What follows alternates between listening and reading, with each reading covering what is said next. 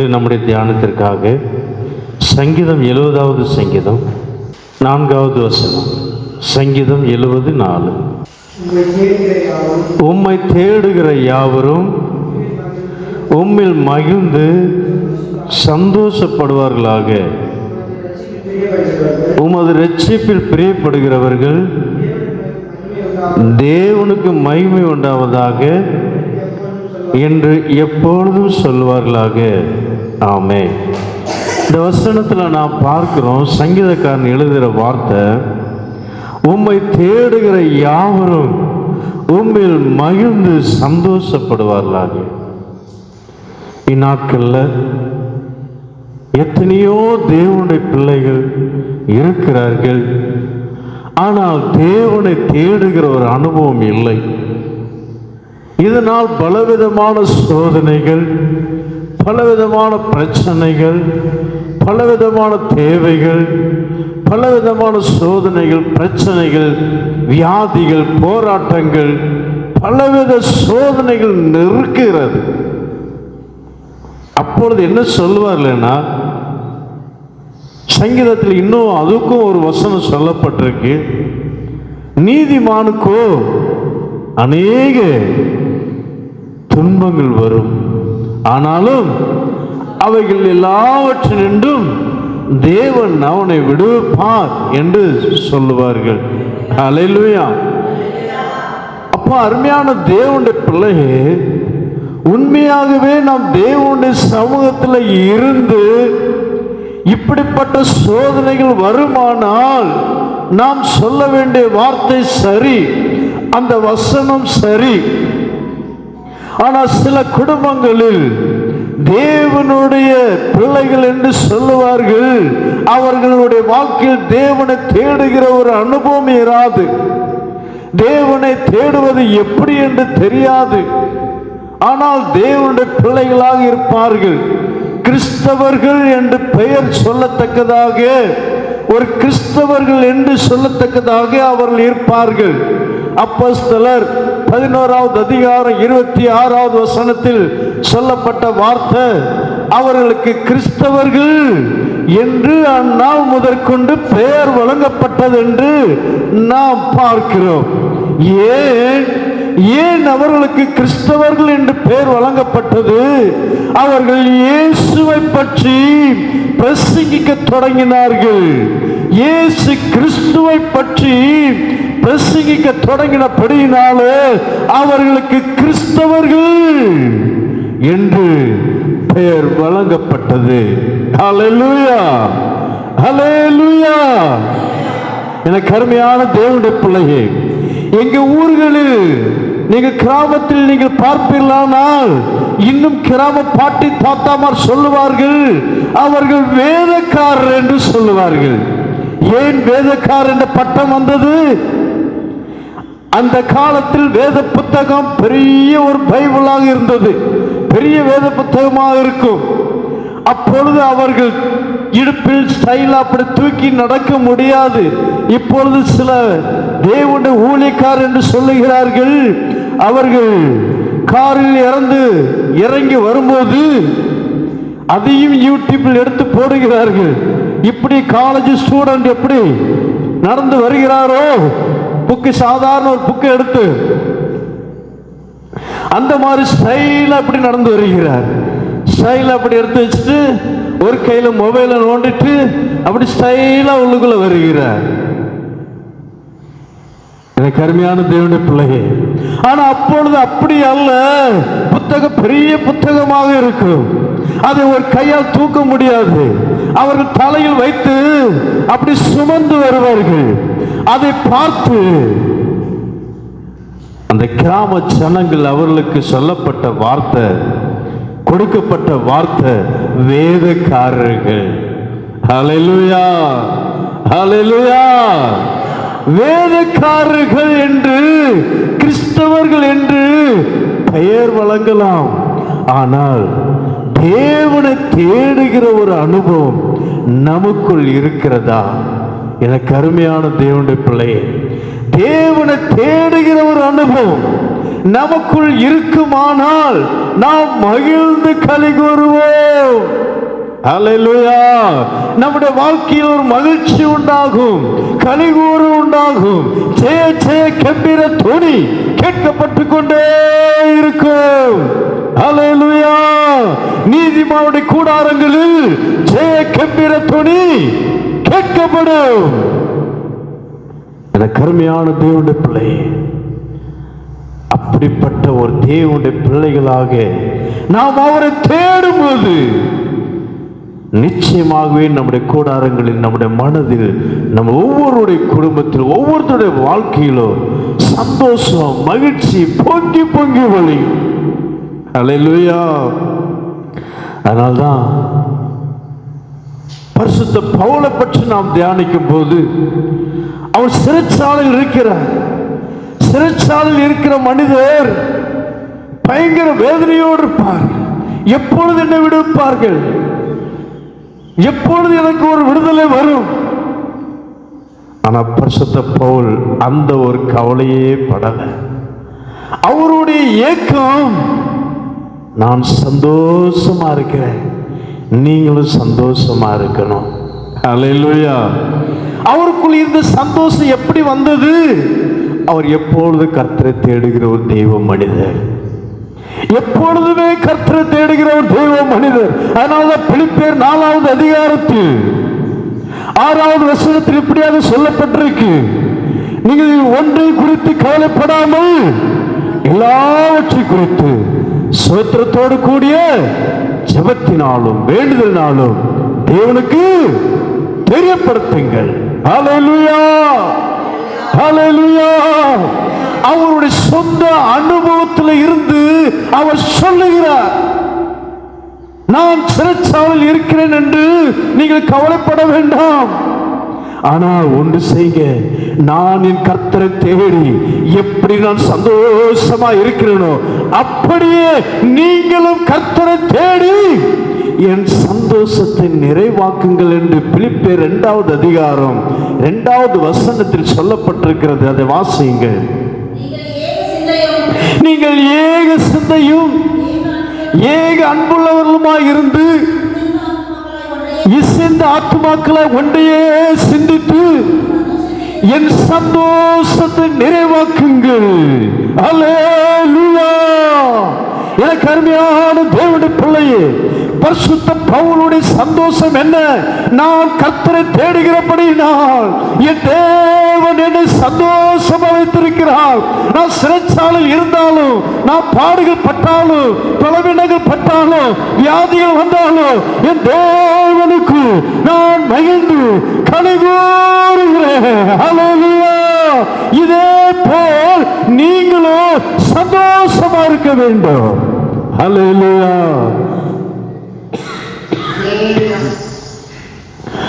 அல்லேலூயா. எனக்கு அருமையான தேவனுடைய பிள்ளை, நாம் கர்த்தரை தேடுகிற ஒரு அனுபவம் நம்முடைய வாழ்க்கையில் வரும்போது நிச்சயமாகவே நாம் மகிழ்ந்து கலிகூற கர்த்தர் உதவி செய்வார். இன்று நாம் தியானிக்க போகிறோம், யார் யார் கர்த்தரை தேடினார்கள், யார் யார் தேவனுடைய சந்தோஷத்தையும் பெற்றுக்கொண்டார்கள் என்று நாம் தியானிக்க போகிறோம். ஒன்று வாசிங்க. 1 சாமுவேல் 2வது அதிகாரம் 1வது வசனத்தை நாம் வாசிப்போம். 1 சாமுவேல் 2வது அதிகாரம் 1வது வசனம். அப்பொழுது அன்னாள் ஜெபம் பண்ணி, என் இருதயம் கர்த்தருக்குள் களி கூறுகிறது, என் கொம்பு கர்த்தருக்குள் உயர்ந்திருக்கிறது. அப்பொழுது அன்னாள், என் இருதயம் கர்த்தருக்குள் களி கூறுகிறது, கொம்பு கர்த்தருக்குள் உயர்ந்திருக்கிறது, என் பகைஞரின் மேல் என் வாய் திறந்திருக்கிறது, உம்முடைய ரட்சிப்பினாலே சந்தோஷப்படுகிறேன். அல்லேலூயா. ரட்சிப்பினால் நான் சந்தோஷப்படுகிறேன், என் கொம்பு களி கூறுகிறது. அன்னாளுக்கு எப்படி சந்தோஷம் வந்தது? அன்னாள் ஒரு கிளேசம் உள்ள ஒரு ஸ்திரீ, பாடுகள் நிறைந்த ஒரு ஸ்திரீ. அன்னாள் அம்மாவுக்கு எப்படி ஒரு சந்தோஷம் வந்தது? 1வது அதிகாரம் நீங்கள் 9-10 வசனத்திலிருந்து நீங்கள் வாசிக்கும் போது அன்னாளுடைய அந்த 1வது அதிகாரம் 1 சாமுவேல் 1வது அதிகாரம் 9ஆம் வசனத்திலிருந்து வாசிங்க.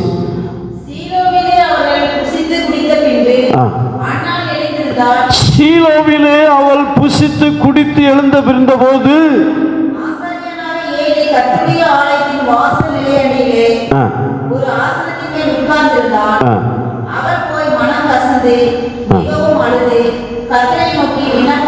அவள் போய் மனம் கசந்து கர்த்தரை நோக்கி விண்ணப்பம் பண்ணி கொண்டிருக்கிறாங்க. சேனைகளின் கர்த்தாவே, உமது அடியாளின் சிறுமையை கண்ணோக்கி பார்த்தருளும். உமது அடியாளை மறவாமல் நினைத்தருளும். உமது அடியாளுக்கு ஒரு ஆண் பிள்ளையை கொடுத்தால் அவன் உயிரோடு இருக்கும் சகல நாளும் நான் அவனை கர்த்தருக்கென்று ஒப்பு கொடுப்பேன். அவன் தலையின் மேல் சவரக்கன் கத்திப்படுவதில்லை. அல்லேலூயா சொல்லுங்க, எல்லாரும் சொல்லுங்க அல்லேலூயா, அல்லேலூயா. எனக்கு அருமையான தேவனுடைய பிள்ளையே, இந்த அன்னாள் அம்மாவுக்கு சந்தோஷம் எப்படி வந்தது? தேவனை தேடும் போது, தேவனுடைய சமூகத்தில் வந்து அவரை நோக்கி தேடணும், அவரை நோக்கி தேடணும். எப்ப சமயம் கிடைக்கிறதோ, சமயம் வாய்த்தாலும் சரி வாய்க்காவிட்டாலும் சரி, சுவிசேஷத்தை பிரசங்கம் பண்ண பரிசுத்த பவுல் சொல்லுகிறார். அதே போல் நாமும் கூட சமயம் கிடைத்தாலும் சரி கிடைக்காவிட்டாலும் சரி, நாம் ஒவ்வொரு வேலைகளை செய்து கொண்டிருந்தாலும் சரி, என் இயேசு, என் இயேசு, என் இயேசு, என் இயேசு எனக்கு போதும், என் இயேசு எனக்கு போதும், இயேசுவே இயேசுவே என்று கூப்பிட கூப்பிட நம் உள்ளத்தில் ஒரு சந்தோஷத்தை நாம் பெற்றுக்கொள்ள முடியும். எனக்கு அருமையான தேவனுடைய பிள்ளையே, பிரச்சனை நேரத்தில் மாத்திரம், தேவைகள் நேரத்தில் மாத்திரம், ஜெப நேரத்தில் மாத்திரம், அந்த நேரத்தில் மாத்திரம் நாம் ஆண்டோட சமூகத்தில் போய் மிளகா படிட்டு கதறினால் மாத்திரம் அல்ல, எப்பொழுதுமே ஜெபிக்க வேண்டும் என்று பரிசுத்த வேதாகமத்தில் பரிசுத்த பவுல் சொல்லியிருக்கிறார். 1 தெசலோனிக்கேயர் 5வது அதிகாரத்தில் நான் வாசிக்கும் போது 18 வசனம் நினைக்கிறேன், அதில் ஒரு வசனம் போட்டிருக்கோம், நீங்கள் எப்போதும் ஜெபம் பண்ண வேண்டும், இடைவிடாமல் ஜெபம் பண்ண வேண்டுமா?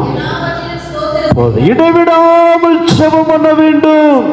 ஆனா இயேசு என்ன சொன்னார்? லூக்கா 18வது அதிகாரத்தில் நீ வாசிக்கும் போது, லூக்கா 18:1 நீ வாசிக்கும் போது இயேசு சொன்ன வார்த்தை என்ன? சோர்ந்து போகாமல் எப்பொழுது ஜெபம் பண்ண கடவுள். அல்லேலூயா. சோர்ந்தே போகக்கூடாது. நம்முடைய இயேசு நமக்கு சொல்லி கொடுத்த வார்த்தை, ஜெபத்தை விடக்கூடாது, சோர்ந்து போகக்கூடாது. ஜெபம் தான் நம்முடைய உயிர். ஜெபம் இல்லை என்றால் ஒரு மனுஷனுடைய முதுகெலும்பு போனது போல, ஒரு மனுஷனுடைய வாழ்க்கையில் ஜெபம் இருக்குமானால் அவனை அப்படியே தூக்கி நிறுத்துங்க. அந்த குடும்பத்தில் கம்பீர துணி கேட்டுக்கொண்டே இருக்கும். அல்லேலூயா. எனக்கு அருமையான தேவனுடைய பிள்ளையே, எப்பொழுதுமே ஜெபிக்கணும் என்பதை பற்றி இயேசு லூக்கா 18வது அதிகாரத்தில் நல்ல ஒரு உதாரணமா ஒரு ஊமையை சொல்லியிருக்கிறார். ஊமை என்று சொன்னா ஒரு கதையை சொல்லி அவர் சொல்லியிருக்கிறார். ஒரு ஊர்ல ஒரு பொல்லாத மனுஷன் தானா. அந்த மனுஷன் எப்படிப்பட்டவனா? தேவனுக்கு பயப்படாதவன், இன்னொன்னு மனுஷனை மதிக்காதவன். பொல்லாதவன், மனுஷனை மதிக்காதவன், தேவனுக்கு பயப்படாதவன். மனுஷனை மதிக்காதவன் ஒரு மனுஷனையே மதிக்கலன்னா ஒரு விதவை ஸ்திரீ எப்படி மதிப்பான்? இந்த காலத்திலே சில கிராமங்கள்ல விதவைகளை அப்படி ஒதுக்கி வச்சிருக்கிறாங்க.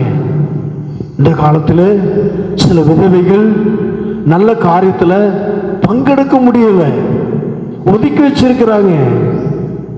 அப்போ அந்த மனுஷனையே மதிக்காத ஒரு பொல்லாத ஒரு நியாயாதிபதி, அந்த கிராமத்துக்கு நியாயாதிபதி அவன்தான். என்ன பிரச்சனை ஆனாலும் அவனை தான் பார்க்கணும். அப்படிப்பட்ட ஒரு பொல்லாத ஒரு மனுஷன், தேவனுக்கு பயப்படாதவனும் மனுஷனை மதியாதவனும் ஆகிய ஒரு நியாயாதிபதி.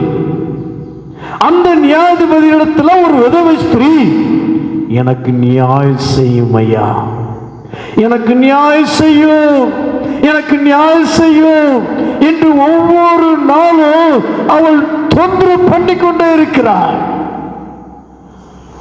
கொஞ்ச நாள் போக அந்த பொல்லாத மனுஷன் அந்த விதவை ஸ்திரியை கண்டு கொள்ளவே இல்லை. இந்த விதவை ஸ்திரியை என்ன செய்வது, ஏதாவது பண்ணி விட்டுலாம் பிளான் பண்ணிட்டு இருக்கிறான். ஆனா விடல. எத்தனையோ வேலை ஆட்களை விட்டு நீங்க வராத வராத தடை பண்ணிருப்பான். ஏன்னா பொல்லாத மனுஷன் அவன். இந்நாட்கள் கூட பெரிய பெரிய ஆட்களை பார்க்கும்போது அவங்களுடைய சீஷர்கள் என்ன செய்யறாங்க, அவர் இடம் கொடுத்தாலும் சீஷர்கள் இடம் கொடுக்க மாட்டாங்க. ஒரு பழமொழி உண்டு, தெய்வம் கொடுத்தாலும் எது சொல்லுவாங்களே, பூசாரி கொடுத்தாலும் அந்த மாதிரி ஒரு பழமொழி.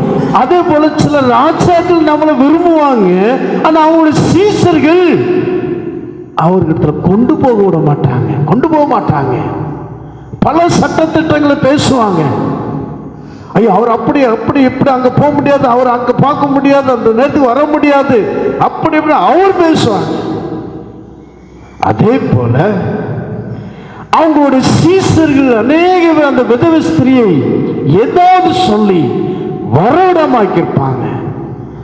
ஆனா அந்த விதவை ஸ்திரி ஒண்ணுமே கண்டுக்கல. நீ இன்னொரு உதாரணத்தை கூட பைபிள்ல வாசிக்க முடியும். ஒரு குருடன், அந்த வசனம் எங்க இருக்குன்னு தெரியல, ஒரு குருடன் பழி போக்கு. நன்றிமா, வாசிமா.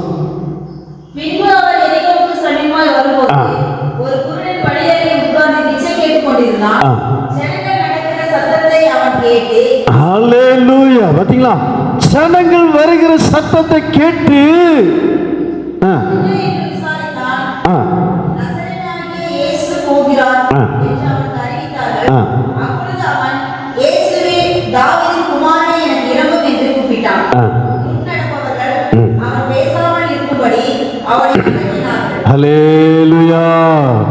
கேட்டீங்களாங்க?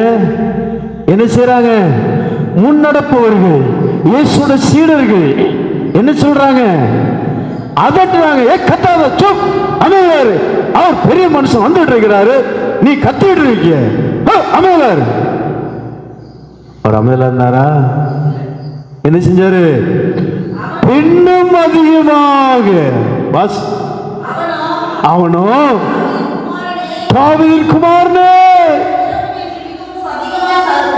எனக்கு இறங்கும் என்று மிகவும் அதிகமான சுரத்த சத்தமாக கூப்பிட ஆரம்பிச்சார். ஹல்லேலூயா. அதே அதிகாரத்துல தான் இயேசு சொல்லியிருக்கிறார். பார்த்தீங்களா? எனக்கு அருமையான தேவனுடைய பிள்ளை, இது இயேசு சொன்ன வார்த்தை இல்லை, இது நடந்த சம்பவம். குருடனை பற்றி சொன்ன வார்த்தை இது உண்மையாகவே நடந்தது.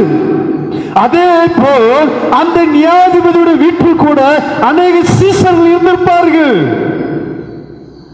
அந்த சீஷர்கள் அவர்களை விரட்டுகிறார்கள், வராத வராத. அந்த விதவை ஸ்திரீ விடல, தொந்தரவு பண்ணி கொண்டே இருக்கிற, ஒவ்வொரு நாளும் வந்து கொண்டே இருக்கிறாங்க. எனக்கு அருமையான தேவனுடைய பிள்ளை, ஒரு நாள் அந்த நியாயாதிபதி தன்னுடைய மனதில் சிந்திக்கிறார், இந்த விதவைக்கு நான் ஒன்று செய்ய வேண்டும், நியாயம் செய்ய வேண்டும். அதுக்கு பிறகு இயேசு சொல்லுவார். அந்த வசந்த வாசிங்க 6வது அதிகாரமா 6வது வசனமா, லூக்கா 18:6. பின்னும் கர்த்தர் அவர்களை நோக்கி, அநீதி உள்ள அந்த மனுஷன் அந்த நியாயாதிபதி சொன்னதை சிந்தித்து பாருங்கள். அந்தபடியே தேவன் தம்மை நோக்கி கூப்பிடுகிற, இரவு பகலும் அவரை நோக்கி கூப்பிடுகிறவர்களுக்கு நியாயம் செய்யாமல் இருப்பாரா? ஹல்லேலூயா, ஹல்லேலூயா.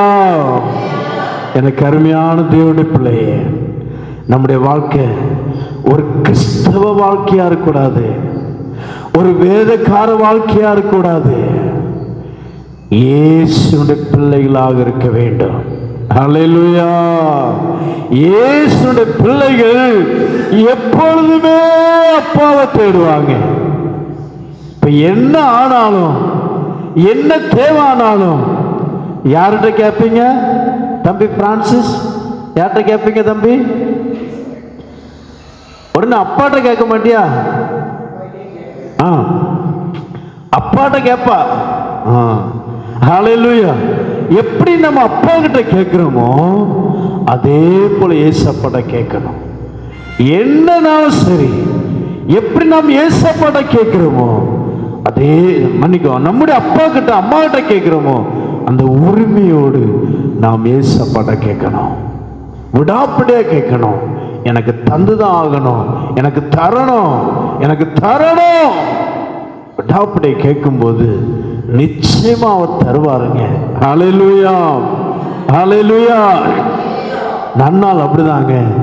அன்னாளுடைய ஜெபம் தேவ சமூகத்துல வந்து அவ ஜெபிக்கிறாங்க. அவ ஜெபித்த ஜெபத்திற்கு தேவன் பதில் கொடுத்தார். எனக்கு அருமையான தேவனுடைய பிள்ளை, இந்நாட்கள்ல அந்த அன்னாளை போல நாம் இருக்கணும். ஆணானாலும் சரி, பெண்ணானாலும் சரி, இது எல்லாம் பெண்களுக்கு ஏற்ற ஸ்டடி. அப்படி அல்ல, ஆண்களும் அதே போல மாற வேண்டும். அந்த பெண், அந்த அண்ணாள் அம்மா என்ன செய்யறாங்க, அவங்களுடைய சுபாவத்தை கொஞ்சம் இதுல நம்ம தியானிக்க போகிறோம். அந்த அம்மா ஜெபம் பண்ணிட்டு இருக்கிறாங்க. ஜெபம் பண்ணிட்டு இருக்கும்போது அந்த சபை போதகர் ஏலி என்ன சொல்றாங்க? தம்பி என்ன சொல்றாங்க? நீ குடிச்சு மது போதையில புலம்பிட்டு இருக்கிய, ஏன் அப்படின்னு கேக்குறாங்க. உடனே அண்ணாள் அம்மா என்ன சொன்னாங்க? வாசிங்க அந்த வசந்த வாசம். அதற்கு அண்ணாள் பிரதியுத்தரமாக, அப்படி அல்ல என் ஆண்டவனே. பாருங்க எவ்வளவு தாழ்மையான ஒரு பிரதியுத்தரம். எத்தனை அவசரம்? அந்த பக்கத்தை சொல்லு, பக்கம் பக்கம் பக்கம் பக்கம் சொல்லு. 339வது பக்கம், 1 சாமுவேல் 1வது அதிகாரம் 15வது வசனம். 339வது பக்கம், பக்கத்தை சொல்லி சொல்லு. ஹல்லேலூயா, ஹல்லேலூயா. இப்ப எனக்கு அருமையான தேவனுடைய பிள்ளை, நம்முடைய வாழ்க்கையில நாம் எப்படி இருக்கிறோம்? நீங்க தான் ஒரு இடத்துல ஜெபம் பண்ணிட்டு இருக்கிறீங்க, அழுது அழுது ஜெபம் பண்றீங்க. என்ன எத்தனை பாட்டில் குடிச்சிட்டு வந்தாப்பா, இப்படி குடிச்சிட்டு வெறியோடு போதையோடு இருக்கிறிய அப்படி கேட்டா நமக்கு எவ்வளவு கோபம் வரும் தம்பி? கோபம் வருமா? அந்த ஊழியக்காரர் என்ன செய்யலான்னு வரும் இல்லையா? இவெல்லாம் ஒரு ஊழியக்காரனா, இவெல்லாம் ஒரு ஊழியக்காரனா, ஊழியக்காரனா ஏன் இருதயத்தின் நினைவு அவனுக்கு தெரியாதா? என் இருதயத்தின் வேதனை அவனுக்கு தெரியாதா? கேட்போமா கேட்க மாட்டோமா? கேட்போம். எனக்கு அருமையான தேவனுடைய பிள்ளைகள், சில காரியத்தை தேவனுடைய ஊழியக்காரருக்கு மறைத்து வைப்பார், சில காரியத்தை தேவனுடைய ஊழியக்காரருக்கு வெளிப்படுத்துவார். எல்லாம் ஆண்டவர் தம்முடைய ஊழியக்காரருக்கு வெளிப்படுத்த அவர் கூடாத காரியம். எனக்கு அருமையான தேவனுடைய பிள்ளை, அவர் தேவனுடைய தாசன். 7 யார் யார் தேவனுடைய சமூகத்தில் சேர வேண்டுமோ அவருடைய பலி வஸ்துகளை கொண்டு வந்து பலிபீடத்தில் கொண்டு போய் அவர் பலி செலுத்துகிற ஒரு தேவனுடைய மனுஷன். அப்படிப்பட்ட ஒரு தேவனுடைய மனுஷன் இப்பொழுது பாருங்க, அந்த அம்மா வேதனையோடு அழுறாங்க. ஏன்? என் கூட இருக்கிற பெண்ணினால், என் புருஷனுக்கு வாக்கப்பட்டிருக்கிற 2வது வாக்கப்பட்டிருக்கிற பெண்ணினால் என்னை அற்பமா என்றா. அது மாத்திரமல்ல, ஒவ்வொரு நாளும் அவருடைய வார்த்தை வேதனைப்படுத்துது. அம்புகளை போல அவர் பேசுகிறார். அந்த வேதனை தாங்க முடியாம நானோ தேவனுடைய சமூகத்தில் கதறி கொண்டிருக்கிறேன். இந்த மனுஷன், இந்த தேவ மனுஷன் எப்படி பேசுறாரு? எப்படி அந்த வார்த்தை? எப்படிப்பட்ட வார்த்தை தம்பி? எரிகிற நெருப்புல இன்னும் எந்த எண்ணெய? சில எண்ணெய் ஊத்துனா, தேங்காய் எண்ணெய் ஊத்துனா அணைஞ்சிரும். பெட்ரோல் ஊத்துனா எரியும். ஹல்லேலூயா. சில எரிகிற தீல பெட்ரோல் ஊத்துன மாதிரி அந்த ஏழி தேவனுடைய தாசன் கேட்கிற வார்த்தை. எனக்கு அருமையான தேவனுடைய பிள்ளை, நாம் கற்றுக்கிட இந்த அண்ணாள் அம்மாவிடம் நிறைய பாடங்கள் உண்டு. உடனே அந்த அம்மா என்ன சொல்றாங்க? சாந்தமான ஒரு பிரதியுத்தரமாக சொல்றாங்க, அப்படி அல்ல ஆண்டவனே. ஆண்டவனே என்ன அர்த்தம்? ஆண்டவனே என்ன அர்த்தம்? தேவனுடைய ஸ்தானத்தில் வச்சிருக்கிறாங்க. தேவனுடைய ஊழியக்காரர் தேவனுடைய ஸ்தானத்தில் இருக்கிறாங்க. அந்த அம்மா கொஞ்சம் கூட அந்த ஊழியக்காரரை விட்டு கொடுக்கல. அந்த ஸ்தானத்தில் பார்க்கிறாங்க, ஓ இவர் தேவனுடைய ஊழியக்காரர், இவர் தேவனுடைய ஊழியக்காரர், அவர் தேவனுடைய ஊழியக்காரரை நான் ஒருபோது துக்கப்படுத்தக்கூடாது. ஹல்லேலூயா, ஹல்லேலூயா. எனக்கு அருமையான தேவனுடைய பிள்ளை, என் ஆண்டவனே, அப்படி அல்ல ஆண்டவனே. எவ்வளவு சாந்தமான ஒரு பிரதியுத்தரம் பாருங்க. அப்படி அல்ல ஆண்டவனே, நானோ. அந்த வசனம் கீழே அடுத்த வசனம், அடுத்த வார்த்தை, நான் மன கிளேசமுள்ள ஸ்திரீ, நான் திராட்சரசமாகிலும் மதுவாகிலும் குடிக்கவில்லை ஐயா. நான் கர்த்தருடைய சன்னதியில் என் இருதயத்தை ஊற்றி விட்டேன். ஹல்லேலூயா, ஹல்லேலூயா. எனக்கு அருமையான தேவனுடைய பிள்ளையே, கர்த்தருடைய சமூகத்தில் என் இருதயத்தை ஊற்றி விட்டேன். நான் மது குடிக்கல, திராட்சரசம் குடிக்கல. நான் ஒரு மன கிளேசமுள்ள ஸ்திரீ ஐயா. என் வேதனையை நீங்க புரிஞ்சிடுங்க ஐயா. என் வேதனையை புரிஞ்சு நீங்களும் எனக்காக தேவனிடத்து பரிந்து பேசுங்க ஐயா. எனக்கு அருமையான தேவனுடைய பிள்ளையே, நாம் எப்படி இருக்கிறோம்? இந்த அன்னாளை போல நாம் இருக்கிறோமா? அன்னாளுடைய ஜெபம் நம்முடைய வாழ்க்கையில் இருக்குதா?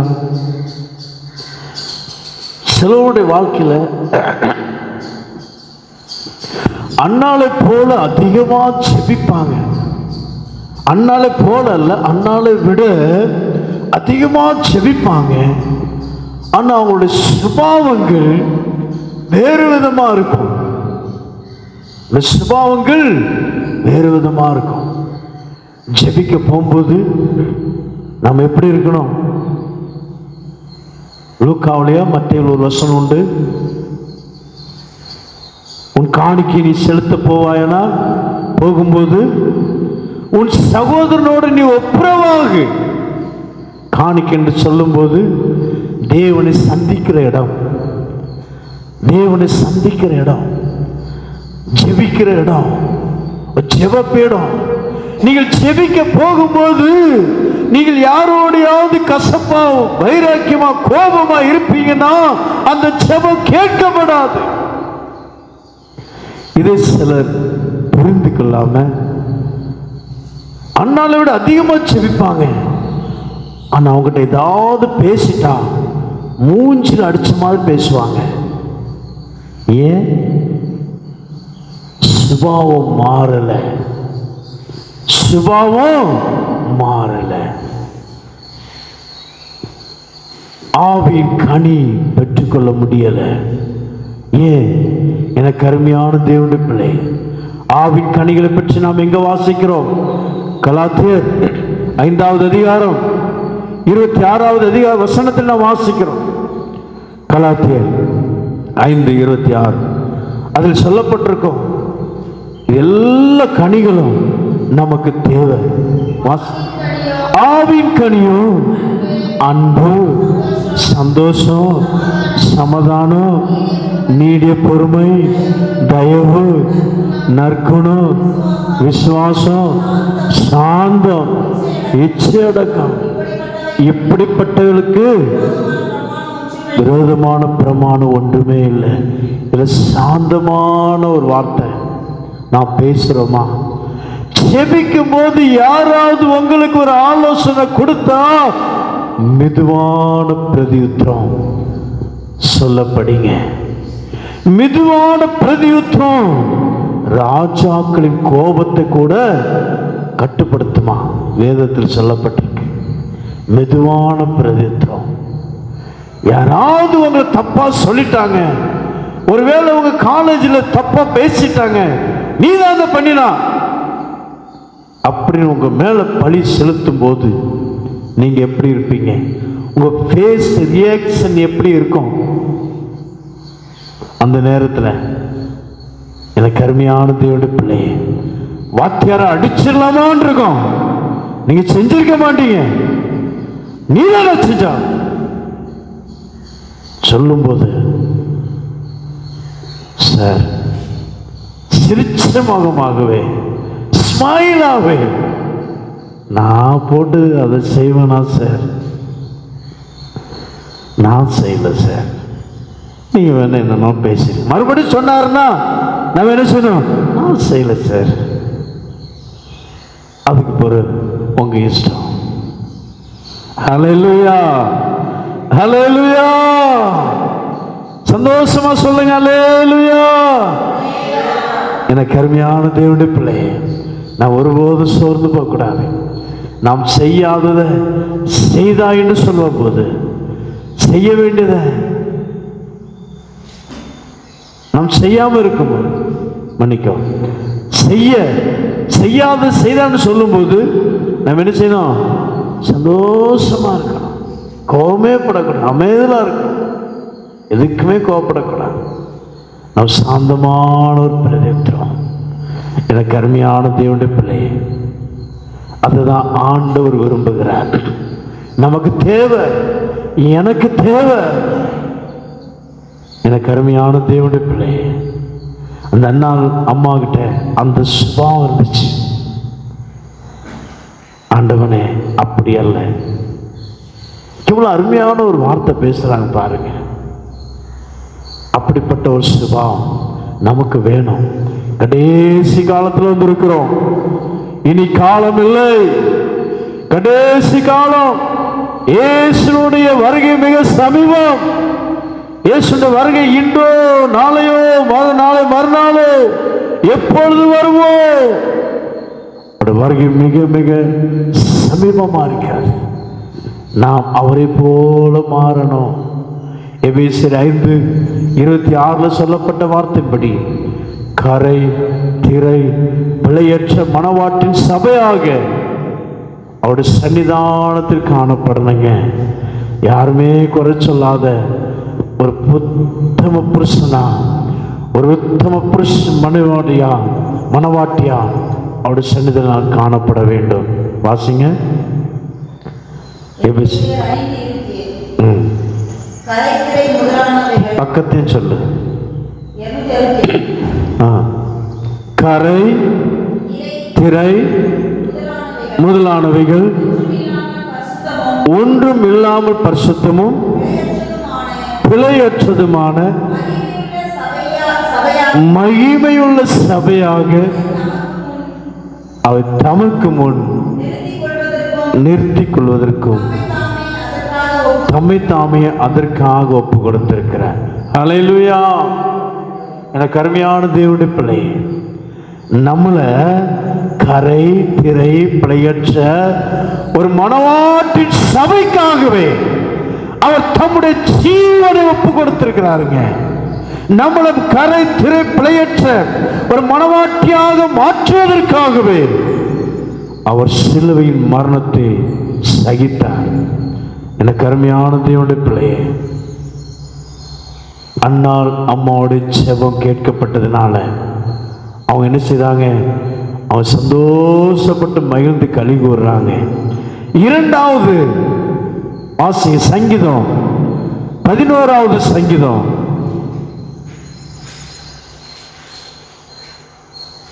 16வது சங்கீதம் 11வது வசனம் வாசிங்க. 16:11.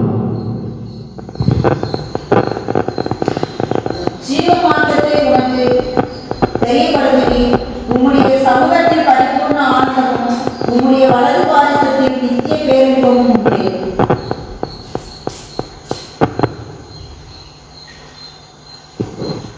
அல்லேலூயா. உமது சமூகத்தில்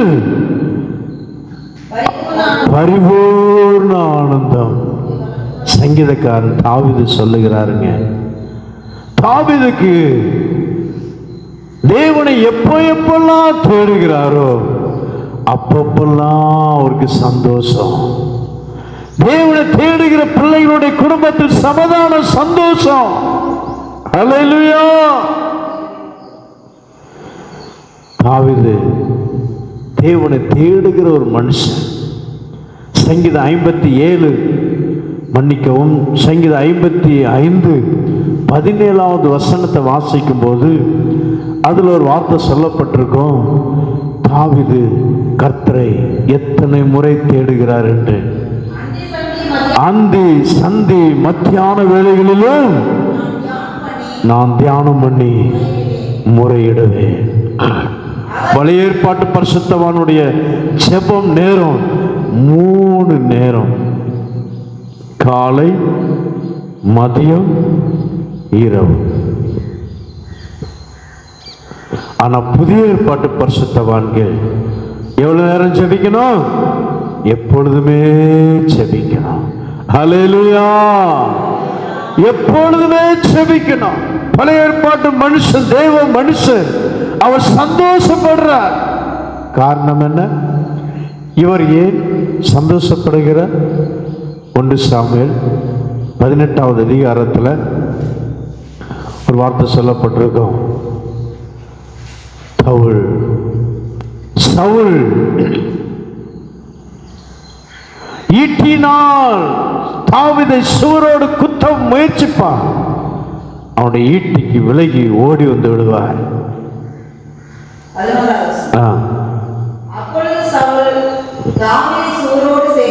11வது வசனம். அப்பொழுது சவுல் தாவீதை சுவரோடு சேர்த்து குத்தி போடுவேன் என்று ஈட்டியை அவன் மேல் எறிந்தான். ஆனாலும் தாவீது 2 தரம் விலகி தப்பினான். அடுத்த வசனம். கர்த்தர் தாவீதோடு கூட இருந்தார் என்று, தன்னை விட்டு விலகி போனார் என்றும்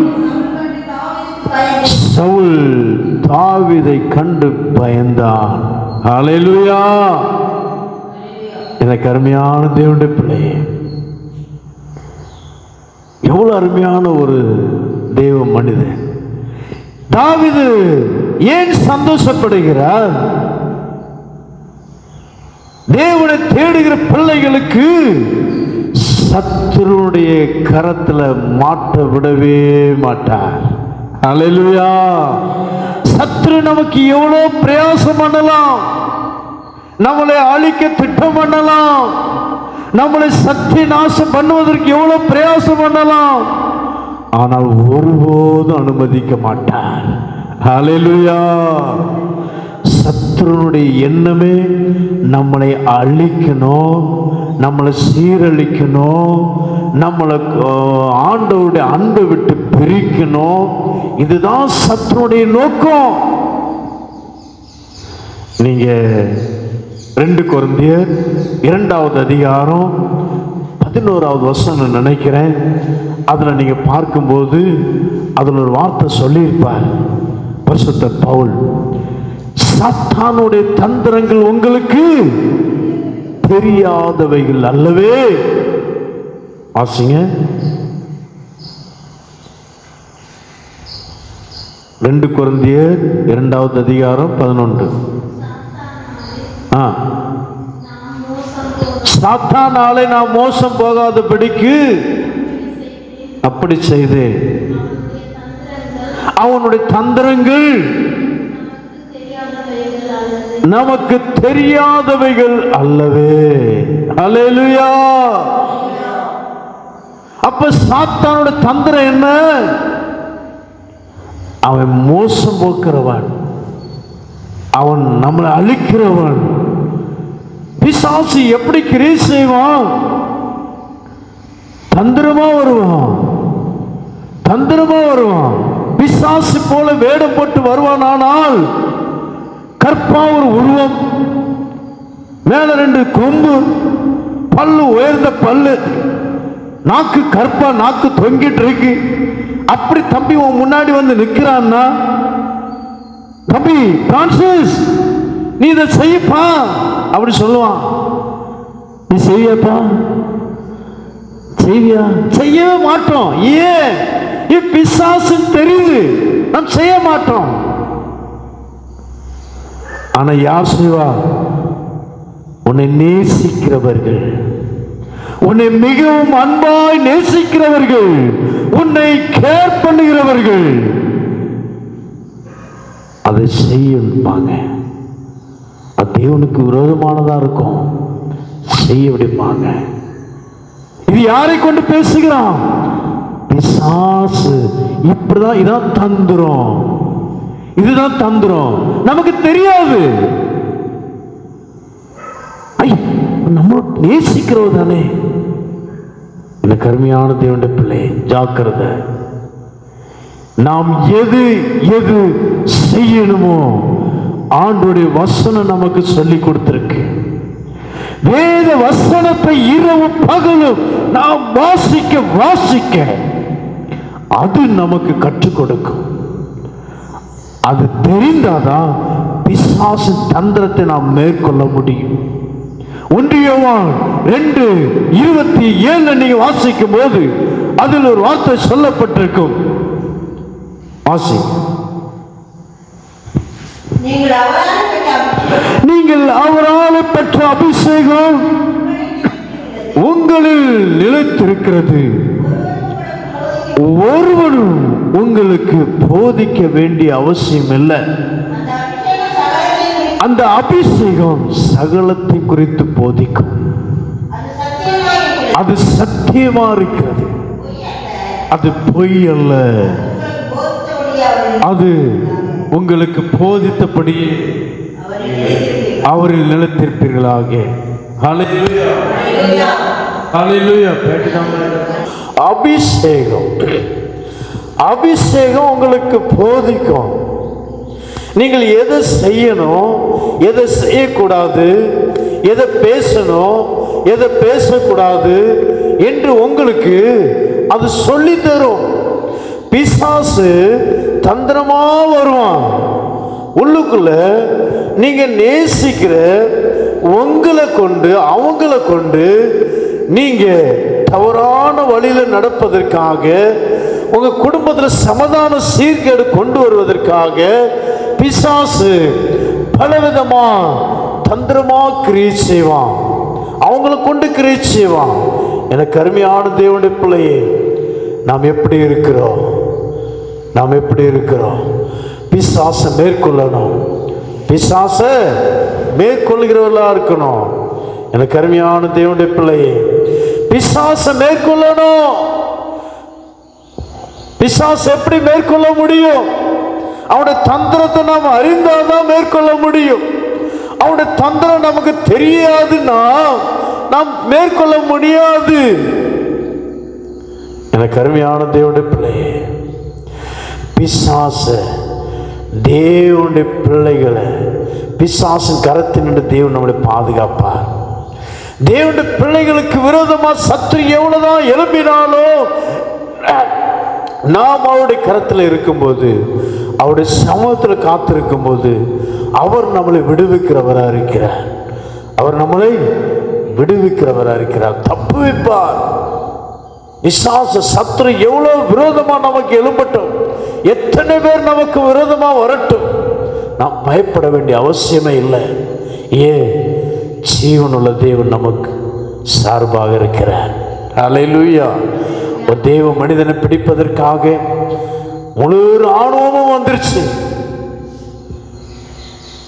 யார? யார? இயேசு. ஒரு தேவ மனிதன், அவர் தேவன். ஒரு தேவ மனிதனை பிடிப்பதற்காக முழு ராணுவம் வந்துருச்சு. யார? அவர் தேவன்.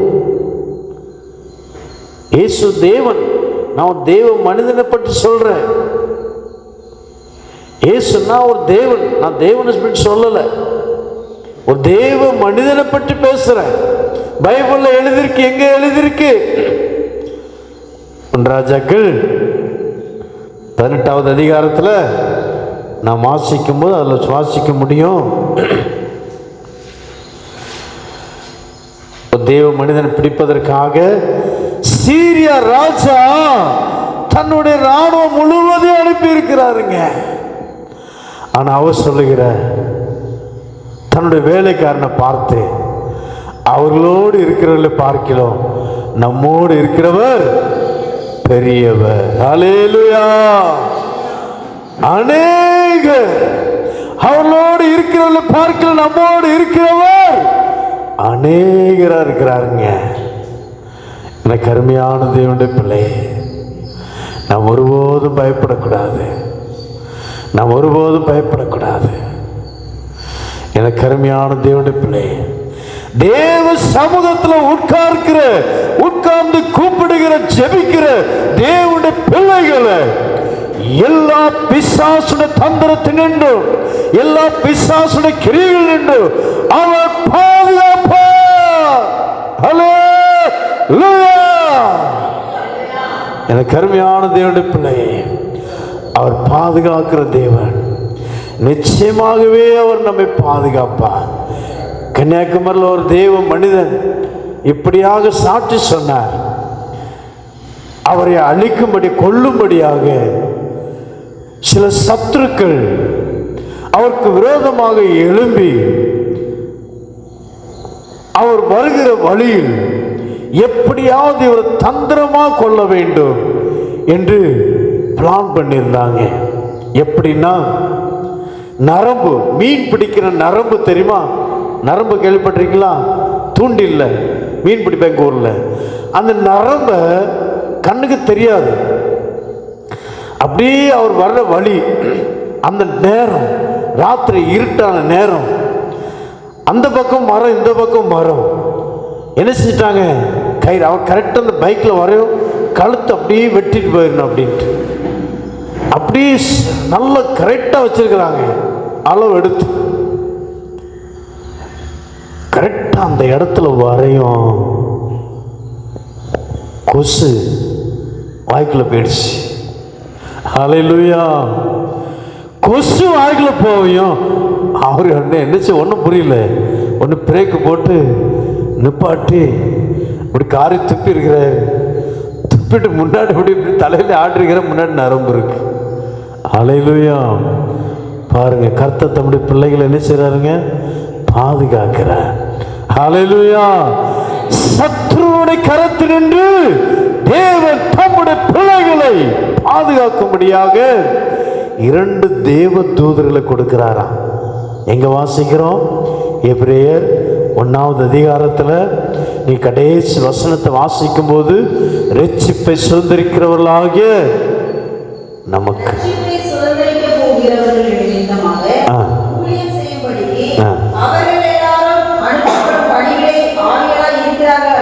பணிவிடை ஆவிகளா இருக்கிறார். ரட்சிப்பை சுதந்திரிக்கும்படி அழைக்கப்பட்டு ரட்சிப்பை சுதந்திரிக்கும்படி போகிறவர்களாகிய அவர்களுக்கு பாதுகாக்கும்படி, அவர்களுக்கு உதவி செய்யும்படி பணிவிடை ஆவிகளா இருக்கிறார்கள். யாரை பற்றி? தேவதூதர்கள். ஹல்லேலூயா, ஹல்லேலூயா. நீங்க அகஸ்டின் ஜெபக்குமார் அண்ணனுடைய சாட்சி நீங்க கேட்டிருப்பீங்க. ஒருவேளை நான் நேரடி அங்கேயே போயிருக்கிறேன்.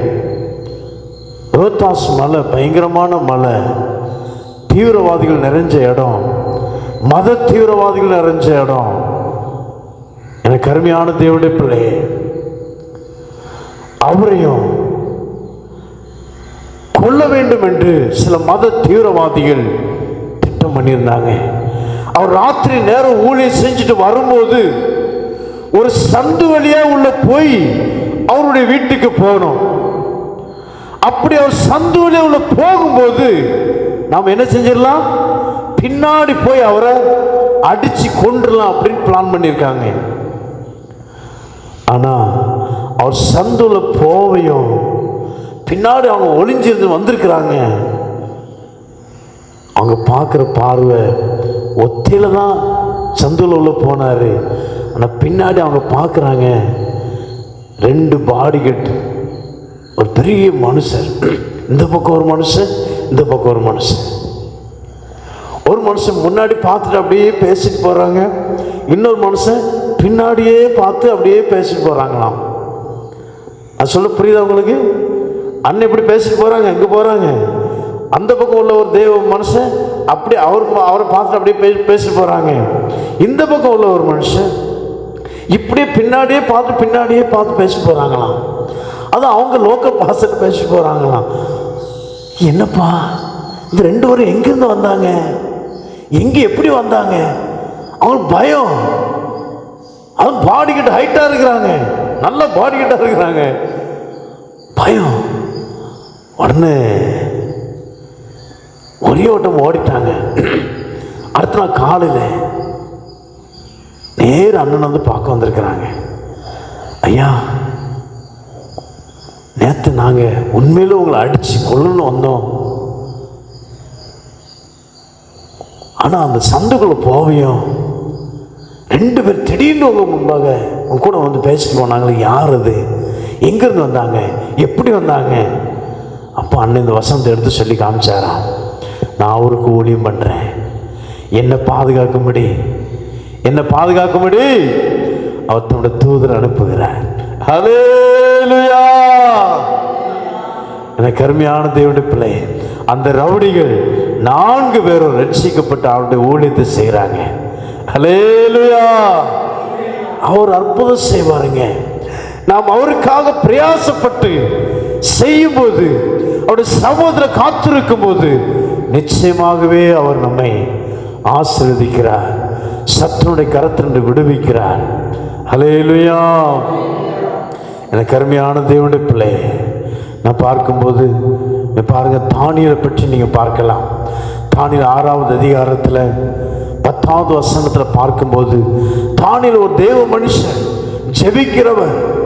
அந்த பத்திரத்தில் கையெழுத்து வைத்த போது அவர் தன்னுடைய ஜெபத்தை விடாமல் ஜெபித்தார். 23வது வருஷம் நினைக்கிறேன். ஆனா தேவன் அந்த சிங்கங்களின் வாயை கட்டி போட்டு அவரை பாதுகாத்தார். சாத்ராக், மேஷாக், ஆபேத்நேகோ என்பவர்களுக்கு கூட என்ன செய்தாருங்க?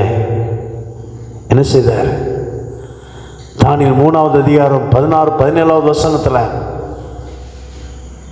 பெரிய ஒரு அக்னி சூளை, 7 மடங்கு அதிகமாக்கப்பட்ட சூளை, அந்த சூளையில கூட தேவன் விடுவிச்சார். எனக்கு அருமையான தேவனுடைய பிள்ளையே, பயப்பட வேண்டிய அவசியம் இல்லை. கர்த்தரை தேடும் போது, அவருடைய சமூகத்தில் காத்திருக்கும் போது, அவருடைய சமத்தில் முழங்கால் படிட்டு ஜெபிக்கும் போது அவர் நம்மை ஒருபோதும் வெட்கப்பட விடவே மாட்டார். ஹல்லேலூயா. உம்மைத்தான் நான் பார்க்கின்றேன், பிரகாசம் அடைகின்றேன். உம்மைத்தான் நான் பார்க்கின்றேன், பிரகாசம் அடைகின்றேன். அவமானம் அடைவதில்லை. அப்பா, நான் உமது பிள்ளை. அப்பா, நான் உமது பிள்ளை. நானும் அவமானம் அடைவதில்லை. ஹல்லேலூயா. ஒரே ஒரு பாயிண்ட். முதல் பாயிண்ட், தேவன் நம்மளை என்ன செய்கிறாரா? நம்முடைய ஜெபத்தை கேட்டு நம்மை ஆசீர்வதிக்கிறார், சந்தோஷப்படுத்துகிறார். இரண்டாவது, ஜெபத்தை கேட்டு சத்துருடைய கரத்தினின்று விடுவிக்கிறார். தேவனுடைய சமூகத்தில் உட்கார்ந்து ஜெபிக்கிற மூணாவது ஆசீர்வாதம், அந்த தேவ மனிதன் யார்? யோசேப்பு. யோசேப்பை பற்றி நாம் பார்க்கும்போது, யோசேப்பு ஆதியாகமம் 41வது அதிகாரத்தில் நாம் வாசிக்கலாம். ஆனால் போட்டிருக்கோம், சிறைச்சாலையினுடைய தலைவன் இந்த கண்கள் அவனுக்கு தயவு கிடைத்தது, தேவன் அவனோடு கூட இருந்தார் என்று நாம் அதில் வாசிப்போம். தேவன் அவனோடு கூட இருந்தார்னா வாசி போதும். ஆனா பழைய ஏற்பாட்டு பரிசுத்தவான் இவர் மனசாட்சியின் காலத்தில் உள்ளவர். இவர் ஜெபித்ததாகவே நீங்க வாசிக்க முடியாது. யோசேப்பு ஜெபித்ததாக இங்க பார்க்கிறோமா? பார்க்க முடியாது. மனசாட்சியின் காலம். சில சொல்லுவாங்க, எங்க ஜெபிச்சாருங்க, நாம் ஏன் ஜெபம் பண்ணோம்? யோசேப்பு ஜெபம் பண்ணாரா? நான் ஏன் ஜெபம் பண்ணோம்? எனக்கு அருமையான தேவனுடைய பிள்ளை, அப்படி அல்ல. மனசாட்சியின் காலம். அந்த மனசாட்சி பேசும். அதான் யோசேப்பு மனசாட்சியின்படி தேவனுக்கு பிரியமா நடந்திருக்கிறார். அதனால்தான் தேவன் அவரோடு கூட இருந்தார். இதற்கு உதாரணமா எடுத்துக்காட்ட நீங்க பழைய புதிய ஏற்பாட்டில் வருவீங்கன்னா, தேவன் எல்லாரோட இருக்க மாட்டாருங்க. யார் தேவனோடு கூட இருக்கிறாங்களோ அவரோடு கூட தான் தேவன் இருப்பார். வாசிங்க, யோவான் 15வது அதிகாரம் 1வது வசனமோ 5வது வசனமோ நீங்க பார்க்கும்போது உங்களுக்கு தெரியும். எல்லா வசனம் வாசிக்க நேரம் இல்லை. இப்போ நானே மெய்யான திராட்சை செடி, என் பிதா திராட்சை தோட்டக்காரர், ஒருவன் என்னிலும் நான் அவனிலும் நிலைத்திருந்தால் நீங்கள் மிகுந்த பலனை கொடுப்பீர்கள், என்னை இல்லாமல் ஒன்றும் செய்யக்கூடாது. அப்போ என்ன சொல்றாருன்னா, நீங்க என்னையும் நிலைச்சிருக்கணும், அப்போ நான் உங்களோடு கூட இருப்பேன். எதை வெளிப்படுத்துது? நம்ம அவரோடு கூட ஜெபிக்கணும், ஜெபம் பண்ணணும். ஜெபாவை வெளிப்படுத்துது. அப்ப ஜெபிக்கிற தேவ பிள்ளைகளோடு தேவன் இருப்பாருங்க. இந்த மனசாட்சி காலத்தில் வாழ்ந்த தேவ மனிதன் யோசேப்பு தேவனுக்கு பயப்படுகிற, தேவனுடைய சமூகத்தில் இருந்து அவரை எப்போதும் அவரை பற்றி கொண்ட மனுஷங்க. அதனால தேவன் அவரோடு கூட இருந்தார். அவரோடு கூட இருந்தபடினால தேவன் அவருக்கு எவ்வளோ சோதனைகள் வந்தது, எவ்வளோ போராட்டங்கள் வந்தது, எவ்வளோ பிரச்சனைகள் வந்தது, எத்தனையோ நிந்தைகள் அவமானங்கள் வந்தது, ஒன்றையும் பார்க்கல, கவலைப்படலை, பொறுமையா இருந்த எனக்கு அருமையான தேவனுடைய பிள்ளையை உயர்த்தினார். எகிப்து தேசம் முழுமைக்கும் அதிகாரியாக மாற்றினார். தேவன் உங்களையும் என்னையும் தேவன் என்ன செய்யப்படுறாருன்னா, நிச்சயமாக பெரிய ஒரு அதிகாரியாக தேவன் மாற்றுவார். ஹல்லேலூயா, ஹல்லேலூயா. நாம் அவருடைய சமூகத்தில் இருக்கும்போது நாம் ஒருபோதும் வெட்கப்பட்டு போக மாட்டோம். சங்கீதம் 35:4 நினைக்கிறேன். 34:5. அவர்கள் அவரை நோக்கி பார்த்து பிரகாசம் அடைந்தார்கள், அவர் முகங்கள் ஒருபோது வெட்கப்பட்டு போவதில்லைங்க. நாம் அவருடைய சமூகத்தில் இருக்கும்போது நாம் ஒருபோது வெட்கப்பட்டு போகவே மாட்டோம். நிச்சயமாக போக மாட்டேங்க, எவ்வளவு போக மாட்டேங்க. எனக்கு அருமையான தேவனுடைய பிள்ளையே, கண்களை மூடுவோம், கண்களை மூடுவோம். ஹல்லேலூயா.